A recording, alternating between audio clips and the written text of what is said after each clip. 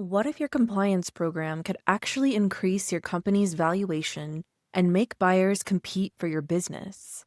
Today's guest, Jerry Tillinger, CEO of Evolve Orthopedic Partners, brings over 3 decades of multi-site healthcare leadership experience to show us exactly how that works. For the past 6 years, Jerry has been at the forefront of single specialty platforms backed by private equity partners, bringing sophisticated investment strategies and world-class management expertise to the medical practice world. In this conversation, Ross and Jerry explore how positioning your compliance officer at your right hand transforms them from enforcer to strategic advisor. They discuss real examples of compliance programs becoming shining stars during transactions, the critical difference between having a program on paper versus one that's operationally alive, and why the best compliance finds only the most nuanced issues that even experts debate. Jerry shares powerful insights about building patient trust equity and reveals why your compliance program should be like life insurance, protecting against risks you don't even know exist. Ross and Jerry also tackle the evolving landscape of healthcare leadership accountability and why CEOs need that 5-second delay before speaking.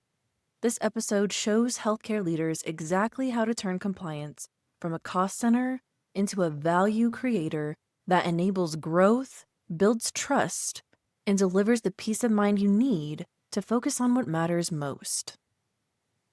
Welcome to the Compliance Advantage podcast. This is where healthcare executives transform compliance from a burden into a strategic asset that drives both growth and peace of mind. I'm your host, Ross Ronan, founder of Ronan Healthcare Compliance and a healthcare compliance strategist with nearly 30 years of industry experience.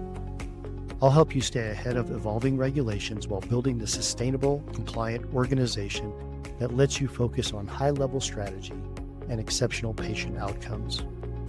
Remember, compliance pays dividends. Invest today.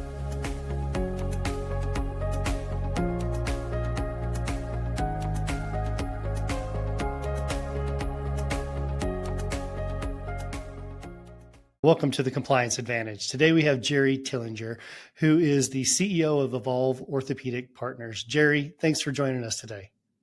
Good to see you, Ross. And we've known each other for about 5 or 6 years now, I think. And you spent over 3 decades probably running or leading some multi-site healthcare organizations. What got you started in this? What drew you to this kind of healthcare business side? I was looking at it earlier. This is year number 33. So it's getting up there in years. It's my favorite number, by the way. I hate to tell you, this is my favorite number, so it's meant to be. All right. So this will be a good year. That's good to know. I started in this career almost by accident. I came out of graduate school with my MBA and my master's in health administration in the early 90s. And the first job I found that seemed intriguing was with an MSO that was being started by Memorial Health in Savannah, Georgia. Oh, wow. They, like many hospitals in the early 90s, had acquired and employed many doctors and had not built any kind of real management structure to operate them in any way that would work within the hospital's management environment. So that the financial reporting was difficult, the management of the practices themselves, the hospitals and medical groups are very different environments when you get down into the trenches. So they had started an MSO and had hired a VP to run it, an executive assistant to help, and I was the third employee as a financial analyst, absolutely having no idea what I was doing and learning everything on the fly. And I always think about that scene from that old Michael J. Fox movie, Secret of My Success, where he's trying to find a job. And he says, I can be anything if someone will just give me a chance. Yeah. This is the industry where they gave me a chance. I love that. As you kind of went through and gained more experience and gained different levels within the organization, even up to leadership, what are there kind of early experiences or any kind of perceptions that you had that helped your perspective on leadership and accountability in that setting? You know, one of the things that worries me about the work from home environments that have popped up more and more is almost all of the most critical leadership lessons I've learned along the way have not been in scheduled events. It's always the relationships I've built with people who were much more experienced, much smarter, knew the ropes, and took the time to teach me how to be a better manager along the way. When I made mistakes, so walk me through it so I'd understand how not to make those mistakes again. Try to mentor me through my career. And there have been some really phenomenal people along that road. Much harder to do in a Zoom environment. And I think one of the lessons we'll learn, I know this is a digression, but we'll learn that these Zoom environments are not as great for our younger middle management team for their development as the C-suite thinks, because we've already done all of that. I spent 30 years of my 33 years in the office with my team and with my partners. Work from home was only during COVID or, an occasional Friday here and there. Much tougher, I think, for these younger kids to learn the water cooler lessons and the unscheduled meeting lessons if they're not face-to-face with the senior team. And I remember back in the day where you had to read and reread your emails before you sent them, because it obviously meant something a little differently coming across your email versus when you walked down the hall and had a conversation with somebody and you're like, are they going to take this wrong? Or are they not going to take this wrong? And I feel like, to that point, I feel like we do miss that kind of mentorship and that leadership sitting behind a screen all day and sending a bunch of emails and text messages and Teams and Slacks and all the other things that are out there to help us be more communicative, but maybe not so personable, right? And, since this is a compliance podcast, and I'll try to stick to your theme because you're you don't old have friend to of mine. yet. You don't have to yet. I think about some of the key people I've worked with have been compliance and ethics officers. That the thorniest problems that come up to management are almost inevitably wrapped up in those two topics, either compliance or ethics. Like, what's the right thing to do? And early in my career, when I ran into some thorny problems, I discovered a well-trained physician compliance officer could be a lifesaver. That's been a steady theme through much of my career in this industry, that you have to have a healthy respect for the entire world of not only following the rules, but fundamentally doing the right thing. And that those questions only get harder as you move up, and the decisions that come to you are the ones that your team can't manage. So by the time you get into the CEO spot of practice, all of your problems are like that. Nobody comes to you and asks what's 1 + 1. They do all that simple stuff. The ones they bring you are the ones where there's no clear answer and there's no perfect answer. So you have to make the judgment calls as to how close can I get to that and still do the right thing. Tough calls. Calling the balls and strikes, right? At your level, how do you define compliance? Just getting into that. Like, is it risk management? Is it growth? Is it just something totally different? Compliance is pervasive. Everything we do in this industry, it touches into a compliance world. How we build our facilities, how we staff them, how we manage our benefit structures, how we handle our hiring and firing and recruiting, how we handle our billing and coding, how we handle our corporate practice of medicine and contracting models, particularly in these MSO, CPOM environments where those questions, the simple and obvious answer is frequently not going to work. Right. And you need compliance almost in every conversation at some level. And my experience, certainly at US Digestive, where I spent the last 6 years and where you and I met, where we're really being very careful to follow the rules around corporate practice of medicine and not cross over those lines. Compliance became one of my most intimate advisors. And when I had problems that, even if they weren't directly compliance and I needed to figure out a solution, one of the first places I went was to my compliance officer's office and said, help me think this through. So you don't look at them like the enforcer. You look at them as like a strategic partner for you. Yes, although enforcer is probably number 2 or 3 on the list. You got to have somewhere in there. Listen, the problems that rise up to our level are usually someone doing something wrong. Right. And so there's always an aspect of, frame it the correct way. How do we educate people so that they can still do their job well and successfully without, and still follow the rules? That's the nice side of it. When someone doesn't want to or seems incapable of doing that, the enforcer role is critical, and you can't be soft. You have to have real steel in your teeth. if you're going to do this job. And it's similar to CEO work. No one ever comes to the compliance executive and go, hey, are you having a nice day? Or, hey, we don't have any issues going on here. I just want to sit down and talk to you about kind of good things. It's like, no, everything is a problem. Everything is a challenge. Everything is a risk factor. And, you know, in the private practice world, things tend to be a bit more casual. Sure. You know, that private practices fundamentally still operate as cottage industries. Mm-hmm. The physicians are generally the ones in charge. They've got very little business training. So Right. what little they have is on the job, or they've attended some seminars.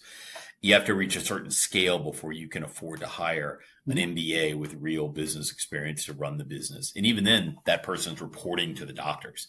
And one of the biggest things you see that are mistakes made in private practice are when the physicians are presented with a choice and they don't truly understand the ramifications of that choice. So while trying to do the right thing, they make a mistake and it ends up burning them later. That's a pretty common experience. And if you're a small practice, there's a reasonable chance that no one will ever notice that you made a mistake. That's right. You know, but as you build in scale and start to create a bigger, healthier, more successful environment, you also become more prominent.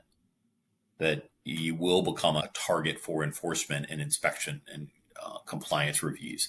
So you need to be more diligent about the way you operate the business in that regard, because somebody will come knocking. And nobody should fool themselves into thinking that's not going to happen. And I hear that a lot with, we're too small for anybody to care, right? And I tell this to a lot, even medium-sized to smaller practice size levels. It's not about if, it's when, because if somebody gets pissed off, therein lies where you become popular, right? There's somebody starting to look at you and you piss somebody off, or you've gotten to the scale where you can tip the scales a little bit on utilization, and then all of a sudden you're drawing attention from kind of auditors or things like that. So there are different kind of thresholds and levels that you need. And you know this, Jerry. I mean, this is why we do what we do on this side, is because we want to be able to help those individuals who are like, I don't really know whether I need to know this or not, or how do I do this compliance work, but help me be better, because I don't want to be kind of one of those statistics. You know, think about all the challenges that physicians face when they own their own practice. And the most basic one is that they don't know what they don't know. That's right. And that's not meant to be a stab at doctors. Sure. Honestly, how much time can you actually have to keep up with all the evolution that's happening within your own medical specialty, all the cares and concerns of your patients, your local staff, your facilities, and somehow be researching what's going on in the bigger world that creates risk for you? Think of all the practices that have had cyber intrusions. Mm-hmm. And, they'd never heard of multi-factor authentication. And they don't realize that the world has changed so much. I am old enough to remember the world of paper records. When a HIPAA breach, when it first happened, was when the doctor left a bunch of medical records in the trunk of their car and their car got stolen. That was, and we lost 12 records. Yes. Or a computer printout of billing records might get stolen. But we didn't have any way for anybody to take the entire environment of our patient's clinical information. Nobody could steal that unless they showed up with an 18-wheeler and a cargo. Now, everything that we have sits on a hard drive or in the cloud and is much less secure than it used to be. And we've created an environment where that accessibility that's helped so much with clinical care has also created risk. And that's just one nuance of the way the practice has changed during my career, having watched these things move along, that is we've created these environments which are much more sophisticated and much more functional. We've also created risks that we need to manage effectively. And having a good compliance program is just like buying life insurance. Every doctor I know has life insurance to protect their family, and none of them are planning to die. They're buying that for the risks they don't know about. And compliance is the same thing for their business. No, that's a good analogy. And we do the same thing we make the analogy of car insurance. Yeah. There's so many EOs kind of who underestimate also the operational side of it. Like having one is conceptual, right? And then you have the operational side of actually running a compliance program and having all the aspects of it. Are there any kind of non-negotiables that you the essentials of a compliance program that you make sure that's in place so that the program is alive and functional, that it's just flat out, got to have it, non-negotiable, we're doing this? You know, you think about it through two different lenses. There's the whole 7 pillars of a core compliance program. You guys are great at putting those structures together. And in some cases, what you're doing is mitigating risk by having a structured program. So that even if something bad happens, when a regulator comes and looks at it, you could say, we were really trying to do the right thing and something bad happened. Got credit. Again, we had a really reasonable level of cybersecurity for our company and we still got hacked. Okay. You may still have to pay the cost of that theft, but you're not going to get dinged for negligence. Yep. Same thing with a coding program. If you've got coders doing coding audits effectively and doing education for your providers, and you still end up losing on an audit, the likelihood of you having additional penalties for doing it intentionally almost go away completely. So you're mitigating your risk. I think from my perspective, a compliance program needs to have the ability to look at all the different aspects of the business through a compliance lens and a way to have those views heard and given proper attention. That as we build a compliance program, I did it with my last company, we're doing it here. My compliance officer has direct access to me anytime, has direct access to the board with or without me. I don't plan to do anything wrong, but you think about all the stories of executives doing something bad. The compliance officer needs to have a way to hold the company and protect it. And so there are checks and balances that go into place. My compliance officer has access into any meeting they need to parachute into, whether or not the people there want them or not.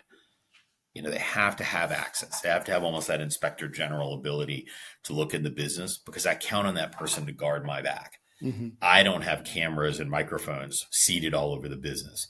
So I count on my team to monitor what's happening and make sure we don't do something wrong 4 levels down from me that I then have to explain I had no knowledge was happening, but I'm still going to pay the price for it. And as you run medical groups, that's the most common thing that happens. You find out that, we always just leave the records sitting here on the desk for the patient to come and pick them up. We're always doing something that it's a pain, to carry a key. So we just prop this door open all the time. There's simple stuff that people are doing to make their lives easier that make perfect sense in a different environment that we can't have happen in our lives. There are reasons we put those controls in place, and we try to make them functional. And everyone who's in a medical group has had a physician bitch and moan about how many times they have to authenticate their password and go through multi-factor authentication. I get it. Turning on the alarm every time you leave your house is a pain in the butt. But if you don't turn it on, you leave your doors unlocked, your odds of getting robbed go way up. No, it's such a great perspective. I love hearing big time CEOs like yourself talk about it in this way, because I preach exactly what you said all the time, but it's so nice. It seems like we were on the same wavelength and you say the things that are in my mind. Well, I love it, but I think that's why we get along so well. What have you learned from the standpoint, and we'll get more into liability, because I want to talk a little bit more about leadership and liability. But before we get there, when did you learn that compliance can have an ROI on it versus when it was treated as an investment? A company has actually treated it as, I'm going to make an investment in my compliance program because I believe there's a ROI. And ROI doesn't necessarily have to mean money, but it can mean reputation or whatever it may be. And we have a lot of different aspects of what ROI is. But is there a time where you're like, when we did it as an investment and not an obligation, we saw some great returns? And in what capacity do you see those returns? It's hard to put value on bullets that you dodge. Right. So, how do you say what the value is of not getting shot? We protected ourselves. We stayed out of that environment. So we didn't catch any stray bullets. Okay. How do I put an ROI on those items? Part of what good management does is it avoids the bullets that go flying around. So I think about my own experience. Having a good cybersecurity is an easy one to use as an example. Having a good cybersecurity program that my compliance officer put together for us meant that when we had an intrusion and a risk, that our cost was minimized, that there were hundreds of thousands of dollars spent on forensics and validating what we did and making sure we were secure. And I think our out-of-pocket cost was a couple, 10, 25,000, something like that. We mitigated risk directly. Now, if we never had that event, how would I manage that ROI? Mm-hmm. Because I know plenty of groups that the price of an intrusion was in the 7-figure range. So, or you're in the newspaper. Look at what happened to Change Healthcare. Right. You know, the reputational damage will never be erased. And it's happened to many other medical groups. It's happened to plenty of hospitals. God, going through that whole process of buying your records back from criminals. What the, I mean, that's none of us want to be in that world. That, you know, the event I went through with our group where we had no data lost. Right. You know, and our cybersecurity did an amazing job. I felt like I was living inside an episode of 24 for about a week, and it was absolutely horrible. You never want to be doing that with your days instead of doing what you should be doing. So, but somebody breaks into your house, you're going to have to stop what you're doing and go meet the police at the house and figure out what the damage was and all of that jazz. And even if you didn't lose anything, it's going to take time and energy away. If you had a good security system, you had cameras, you have insurance, you're going to be okay. You don't have any of those items, you know, you're going to be unprotected. You think about the look of a bad coding and compliance program. Kind of the most basic element of compliance in a medical group is, are you properly coding and billing your E&M codes? You know, that's a risk that's been around for how long now? Since the early 90s we started doing that stuff. Yeah. I mean, God, we were doing it. I was doing it before I had to shave every day. So False Claims Acts came in the Civil War. Yeah. It or not. So like it went back to the Civil War, just not even came into healthcare in the 90s, like you said. But yeah, it's been around for forever, right? We've lived it for a long time. And medical groups getting nailed for that stuff all the time and having to do paybacks for years worth of billing. So as you get into an environment where that never happens, how do you say, okay, well, in the old world, this used to cost us X amount per year. Now it costs us nothing. That's I look at having a good compliance program as the price of poker. If you want to be in this environment and you want to build a high performing medical group that creates real returns for its members, its investors, higher quality and access for patients, all the things that really run a medical group properly. If you don't have a compliance program along, you might as well, you're not actually protecting your investment. These kinds of platforms, I think, are the best future for medical groups to stay independent and allow physicians to retain the core autonomy that they need to retain. And if you don't protect that investment, it will blow up. Because at some point, you're right, it's not if, it's when. Yep. You'll be a big juicy target for somebody. Well, I like this analogy that you put in, and whether you meant to or not, it was great where you said you had a cyber breach, and I spent, it was like an episode of 24 where I spent all of my time dealing with an issue that probably could have been prevented with a good security system or whatever put into place. And time is an ROI. Right? I mean, you're spending your time as the CEO trying to build this thing, grow it, and do all the things that it should be doing. And I had a CEO one time that I was working with who spent all their time dealing with a compliance program that was malaligned. So it's almost like even if you have a compliance program, if the compliance program is malaligned and actually creating issues that don't really exist, that are causing time to be spent by the CEO or other executive leadership, other than running their company and growing the business, that is a huge ROI in and of itself. Have you ever had an opportunity where, on the other side of it, where somebody came to you and was like, hey, I am so glad you are so committed to compliance. You have an investment here, and they want to be a partner, whether it's purchasing another group to kind of add on, or being acquired yourself, or a hospital relationship, an ASC relationship. Have you ever had someone in that partnership standpoint come to you and go, I really want to be your partner because you have an effective compliance program? That's a great question. I think where we saw that value shine was actually when we went through our transaction at USDH. Mhm. And it was time for my current investor to exit, and new investors were looking at the platform. In this private equity environment, that's a key mission, that you're building a practice so that your investors, your physicians, your management team are going to see the fruits of a tremendous amount of labor, a lot of 60, 70-hour weeks, a lot of late nights, a lot of hard labor. And you're trying to build something that takes good care of patients and as a result creates real improvements in returns. And as we went to market, the compliance program was one of the shining stars. Mhm. As the buyers are looking at the business, they are all trying to mitigate risk and evaluating where they see risk. And the stronger your compliance program, the more solid your own uh, value is going to be. I mean, God knows we've all been through that as we look at, could we find some area where there was risk that we didn't know about? And as you go through that process, the odds of finding nothing are almost zero. Right. But you want to keep that number in a much more manageable level. And what we found as we went through that was that the places that got identified were so nuanced. Right. They were really matters of opinion and differences of opinion between industry experts. Right.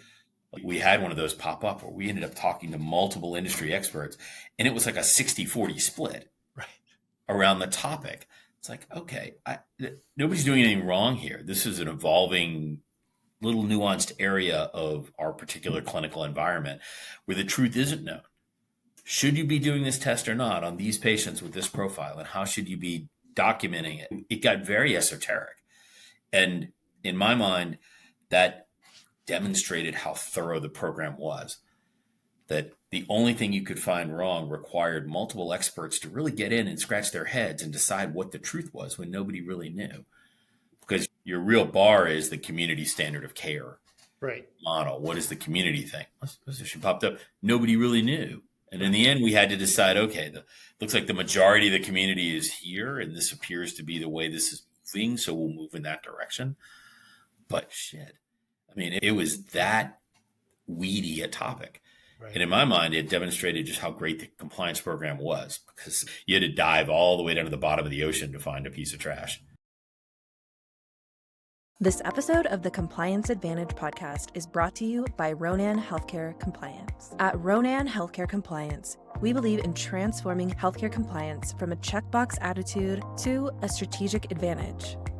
With decades of expertise, our team of consultants provides innovative solutions tailored to your organization's unique needs. We don't just help you meet your standards. We elevate your business, ensuring ethical practices are at the heart of what you do. Whether you're navigating complex regulations or seeking to enhance your compliance strategy, Ronan Healthcare Compliance is your partner in achieving excellence in healthcare compliance. Ronan Healthcare Compliance, redefining compliance, empowering leadership. Visit us at ronanhc.com to learn more. Now, back to the show. That's huge. That's huge. And just to be able to say, we know the things that are going on here. It's not about having the issues. It's about knowing that you have the issues and what you're doing to prevent them or to mitigate them. And at the end of the day, it's the pieces that people go, oh, I'm not going to check it out. I mean, the False Claims Act is knowingly or unknowingly, unfortunately, that it will get you burned every single time. And yet, medical groups are interesting. You watch on Becker's and the other news wires, every week, some doctor somewhere is going to prison for doing something. And when you look into it, it's usually pretty nasty. Like, they were clearly intending to defraud. They were falsifying DME records or selling drugs out of their back door, falsifying. I mean, they were really doing something bad. Everything else in that world falls into or you were doing something wrong, but it didn't rise to the level of criminal. Right. Most of the time, it's actually not that at all. People aren't even necessarily trying to game the system. They're generally just trying to make their practice flow functionally. It's something they're doing. It's much more efficient for them to do it this way, and they cross over a line they didn't know existed. So they eventually get caught for that because they didn't have anybody looking at those details, and they end up paying a fine. If it's really bad, they may get their license suspended or suspended from Medicare, which is pretty bad. But they don't end up in prison unless they were really trying to do something horrible.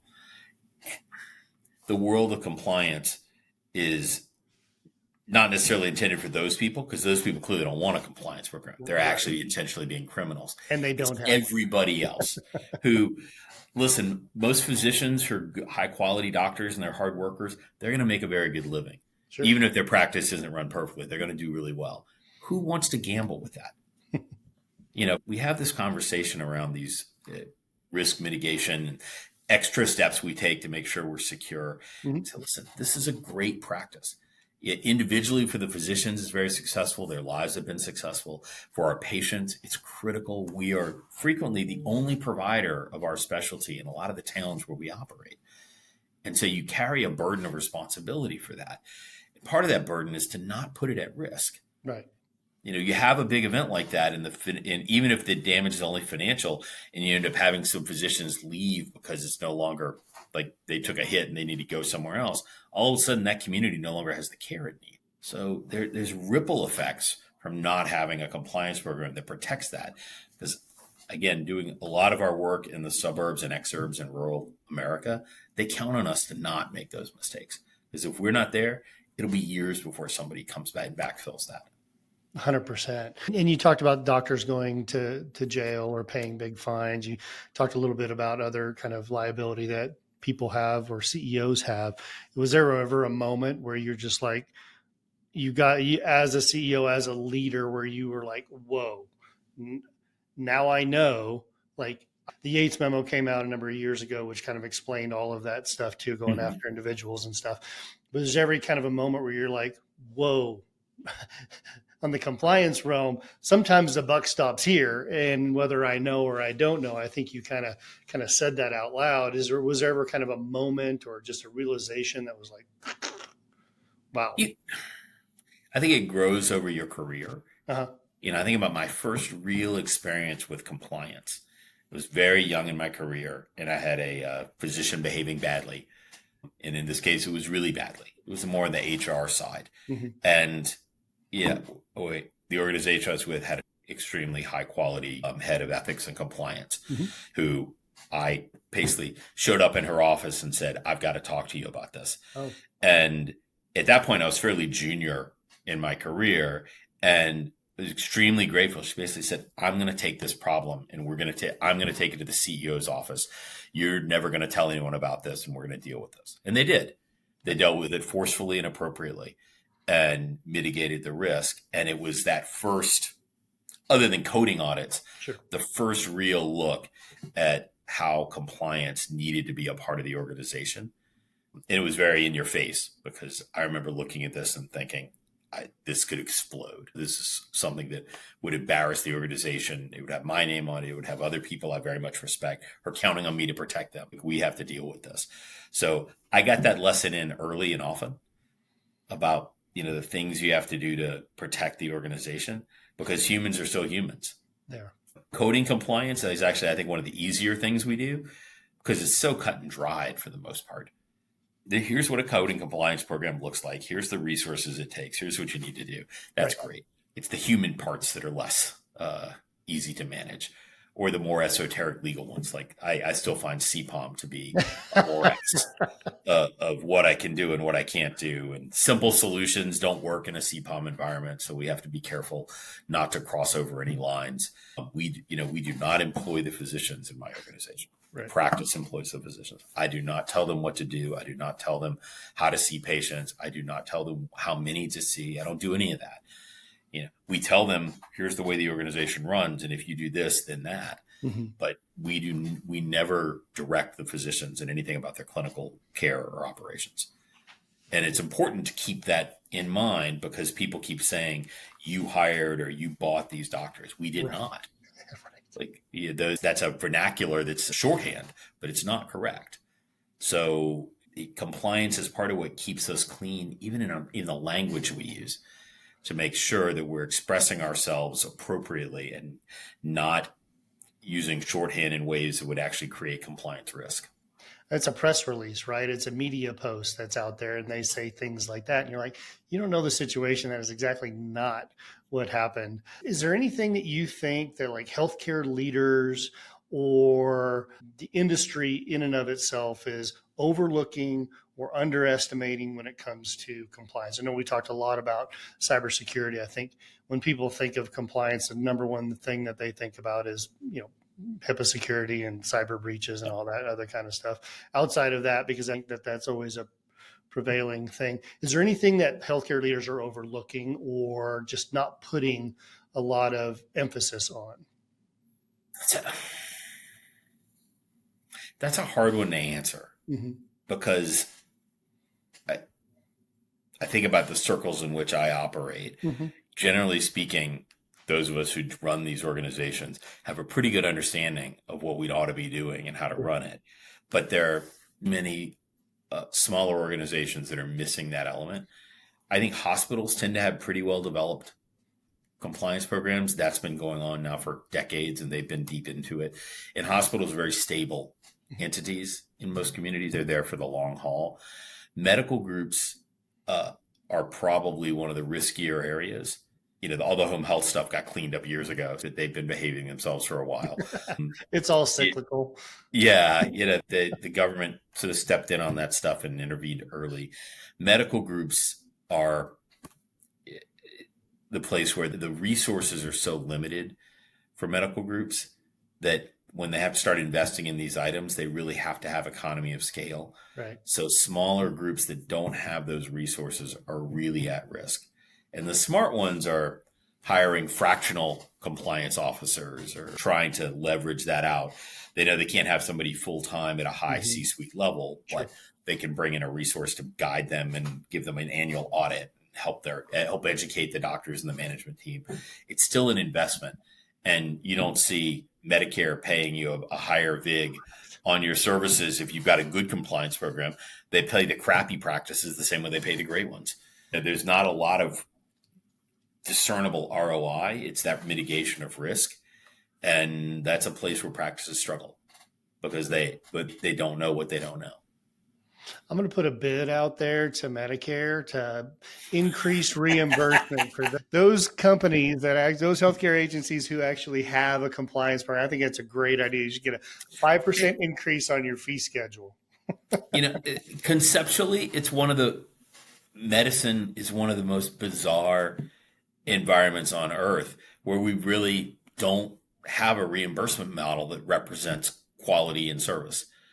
The doctor who sees 150 patients a day Right. gets paid the same as the one who sees 60 for those per visit. Yep. Medicare doesn't compensate for quality of outcomes. It doesn't compensate for quality of compliance or anything else. Sure. And because they found it's almost impossible to measure, so it's just too hard. We'll just pay a rate. And any other industry, if I buy a nicer car, I pay more than if I buy a lesser car. Right.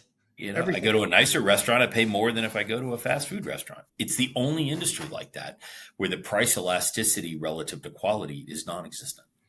That is well said. And I got to think through that a little bit. I think there's some content there that I have to continue to develop. I love that analogy. We'll do like the Manhattan Project, where all those physicists wrote a letter to the president describing a certain problem, and he actually called them back and put them to work on solving it. This will be the way that starts. I like that. I love that. I love that. So let's talk a little bit as we wrap up here, some practical advice to CEOs. If you're mentoring a CEO, if someone you got underneath your wing is, you want to be on their breadcrumb list, and there's an author out there, his name's Ryan Leach, who talks about, people on his breadcrumb list that actually got him to certain levels in his life and his career. And he finished with, you should always want to be on somebody else's breadcrumb list, right? When you're mentoring a new CEO in this bizarrely complex healthcare, right? What is the thing that you would tell them right off the bat? Take away, compliance is this. Compliance needs to do that. Particularly in a role like this, and I actually sit on a board of directors for another platform, and CEO calls me regularly for guidance on items. When it comes to compliance, I would say you need to have somebody who's watching your back. Whether or not you can afford to hire a full-time person for the platform or someone to come in and do it part-time, or the partner you're working with on the equity side has somebody they can send in periodically for audits, or you hire Ronan consulting to do it. There's people out there who know this business. Don't underestimate what that means, because you get caught in a compliance issue that you didn't know existed, and it will derail everything about what you're trying to accomplish. You'll lose the confidence of your investors, you'll lose the confidence of your physicians, you'll lose the confidence of your patients, and all the other good things you've done will be meaningless if you've been caught doing some compliance issue that derails the company or gets public. That there's no, again, we talked about Change Healthcare. There's no recovering Right. from those kinds of things. You've seen companies that have had massive problems, and it takes them years to escape from that. They frequently have to rebrand or sell the company and then sell the product under another name. Columbia, if we recall, that was the poster child Yep. for compliance issues that became. Oh God. I mean, it can derail your brand that you've spent decades nurturing. It can be terrible.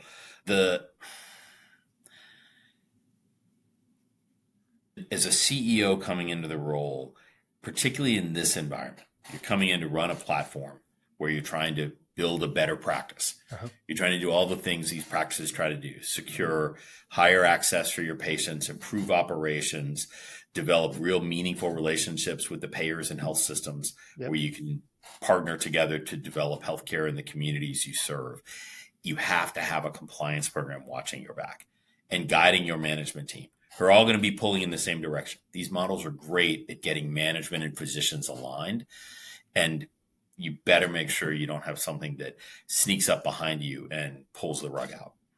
Is there a mindset shift that you would have them try to, or give them some guidance about compliance that they need to kind of click in their head?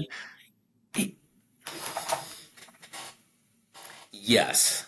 And I would say that if you don't have that mindset, you're probably not qualified to be a CEO yet. So it should be there automatically. That in a CEO role, there are a couple of skills you need to have in addition to knowing your business. Mm-hmm. You should always have your head set on a 5-second delay, like talk radio. So the things that you're about to say are running across the ticker tape before you spit them out and say something really inappropriate that you didn't mean to be inappropriate, but it's going to come across badly, and have the ability to stop in the middle of your swing. I was watching a video the other day of Tiger Woods and his amazing ability to stop his swing when something distracted him, like already in his downstroke. And he would stop and step out of his stance if someone snapped a picture or coughed and distracted him. It's part of the reason he was one of the greatest golfers in history, is he had that kind of control. In the CEO role, you need to have that, because the words you say matter. That everything you say is more consequential. Everything you sign is more consequential. The buck does stop with you. So the things you say become the expression of the company. So the respect you give to compliance and the way you incorporate compliance into your own thinking, if you don't have that in your own thinking, you shouldn't be running one of these yet. You still have learning to do at a COO level or a CFO level, that you need to be processing compliance in the back of your mind. So at this level, you already know when to call your compliance officer and say, hey, come take a look at this. Like, you've already got those reflexes in place, like any other reflex. If you're a pitcher, you can't be figuring out how to make the throw to first to try to get the runner on the mound. You've practiced it 1,000 times before you step on the mound. So compliance has to be like that, because you're making a lot of decisions on the fly. And if you don't have it in your DNA at this point, you're in trouble. Like, you should go back to boot camp. Words matter, especially in compliance, and how you represent them to your company, because people listen to you. You are the CEO of the company. You have imparted wisdom on the rest of the organization. And if you don't believe it, if you think it's a burden, if you think it's a cost center, if you think it's a obligation that you have versus an investment you've made, an ROI that you're going to have, a strategic partner, the words that you say make a difference. I love that piece of advice. That's going to be a soundbite for us for a long time. That was great, Jerry. I I, appreciate that. one of the most interesting things I've learned in this role is hearing about the conversations that happen after I leave the room. That my management team is trying to do the right thing all the time. They're, at a certain level, they're always trying to do what they think I want them to do. That's the way it is. And the more, when your management team is really humming, they don't come to you with questions because they already know what you're going to say. Right.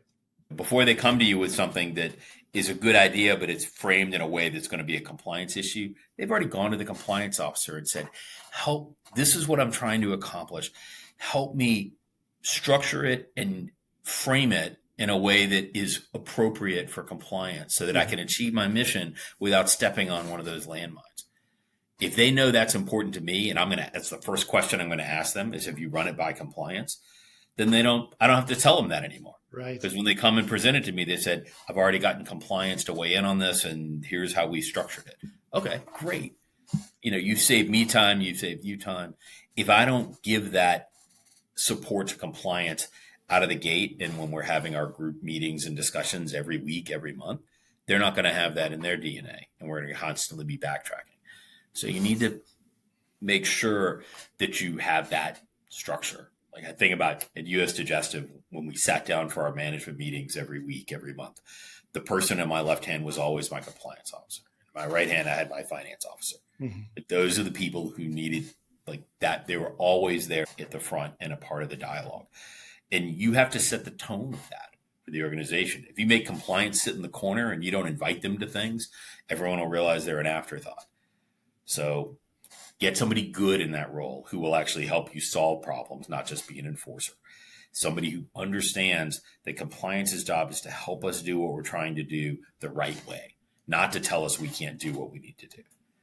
That it's all good and well to say what you're doing right there is really bad. It's easy, right? But the next statement is, let me work with you on how we can make this into something that'll achieve what you're trying to do, and it'll do it the right way.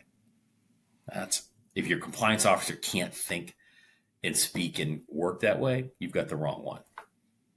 I really, and we've coined this phrase as compliance people, a culture of compliance. And I think it came from the OIG a long time ago. And I really dislike that nomenclature in part because I think it's been A, so overused, and then B, I think people just don't really like that verbiage. What I do like is kind of what you said, which was a tone of compliance, right? It's how we talk, it's how we speak, it's how we communicate, it's how we verbalize things. And it's not necessarily a culture, it's a tone. It's how we hum. It's our, it's our tuning fork. It radiates outward without even having to say, yes, we have a culture of compliance. It's a tone that we have. It's how we speak. It's how we monitor our words, and it's how we monitor the things that we say. So I think that was well said. At a core level, you want the mantra of your company to be do the right thing. Right. And that's a massively broad statement. So it can mean a million things. Right. It means do right by the patients. We take care of hundreds of thousands of people every year. They count on us to do the right thing for them.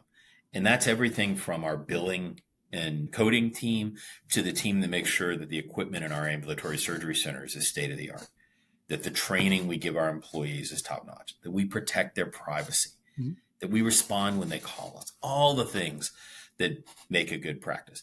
They also count on us to treat our own employees well. That's, part of your compliance program, and to make sure we follow the rules of the game. There are plenty of things that come out from Medicare and the insurance companies that I think are completely wrong. Absolutely. There are things the IRS does that I think are wrong, but I don't make the world. I live in it. It's my job to still take care of those patients no matter what those rules are. I'm a baseball pitcher, and all of a sudden now I've got a pitch clock. Okay. I got to play within the rules of the game. I didn't have a pitch clock my whole career. Now I got one. All right. Time to speed it up. Yeah, we call that patient trust equity as one of our compliance advantages, right? You build that patient trust equity because, like you said, why are we all here? We're here to make sure patients get adequate coverage, the medical care that they deserve, and to not be harmed at all, financially, reputationally, physically, whatever, by anybody who's doing any of those things. And it builds patient trust. And every provider should be wanting to do that primarily, and compliance can help them do that. So totally agree. Well, Jerry, I really appreciate your time today. One last question we always ask everybody. Again, I hate to cut it off. We could be doing this for another 2 hours, I think. What do you do to take care of yourself? We always say health is wealth. And if you're in healthcare, we feel you got to take care of yourself. Tell everybody what you do to stay healthy, wealthy, and wise. So I thought about that because you asked me that during our prep call. So I had a chance to think it over. And I said, actually, the thing I've done that I've changed in the last 5 to 10 years about this, given how this job can be grueling. So the hours can be long, the 12-hour days are nonstop. And they're not meant, like, you end up having a normal day, but the dinner meetings happen 3-4 nights a week because that's when the physicians and many of your other people are available. So they end up being 12 or 13-hour days. Right. I'm on the road a lot. I don't live in the market where I'm working, haven't done so for a while, so I'm traveling a lot. So I actually bring my dog with me. Had him certified as a support animal, which wasn't that hard to do given the stress of the job. Right. So, and I travel with him and bring him to the office with me. Wow. And I find that it's actually a touch point of stability that, I need to take him for walks, and he's a perfect office dog. He behaves perfectly well, but my family's away. My kids are all out of the house. My home is in a different city. Mm-hmm. So there are many nights where I'm staying in a hotel or an apartment by myself. That family member by my side is actually really good for my mental health, and so much better than kids. He's much more loyal, much more obedient. Cost you a lot less, I imagine. Yeah, doesn't talk back that much. All my adult children tell me what to think all the time. It makes you work out too, right? Because you got to take them for a walk, and you got to get out there and take a walk. Right? You get outside, you step out of your office, gives you a chance to think. Very good for my health. So mentally, sometimes people say it's a cliche, but I find having him around makes my day go better. What kind of dog is it? Curious. He's a Havanese Yorkie mix. Okay. And he's an expert in practice management. My wife got him as a puppy when we were living in North Carolina and started taking him to her office. Mm-hmm. She was running a big gastroenterology group. And so he spent about 5 years going to work with her. And then when I moved to Pennsylvania, he became the MSO's mascot.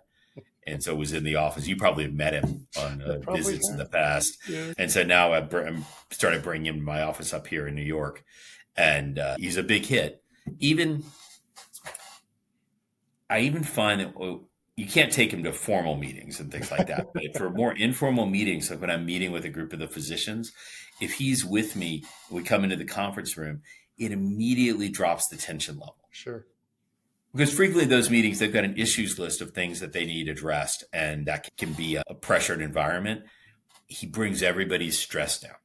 There's almost nobody on earth who doesn't smile when a friendly dog comes up to them. That is true. And it wants to sit on their lap and let him scratch their ears. I'm like, he's good for everybody's blood pressure. I love it. I usually have my dog here too. He's out playing with somebody else today, but I totally agree with you. I love the fact that we talk about taking a break, going for a walk, taking your dog, because sometimes you got to clear your head. Maybe you can get on a phone call if you need to, but just get out and walk around. Well, Jerry, thank you so much for spending your afternoon with us today. Always enjoy working with you. Congratulations on your new position. And thank you from my heart of how committed to compliance that you are. You're one of those, the best when it comes to being leadership and CEO in the compliance realm. So thank you very much for joining me today. Thanks, Ross. This was great. Thank you for listening to today's episode of the Compliance Advantage podcast. If you enjoyed it, please rate, review, and share this episode with someone who might benefit from it. Don't forget to visit us at ronanhc.com for more resources and connect with us on social media for the latest updates. And remember, compliance pays dividends. Invest today.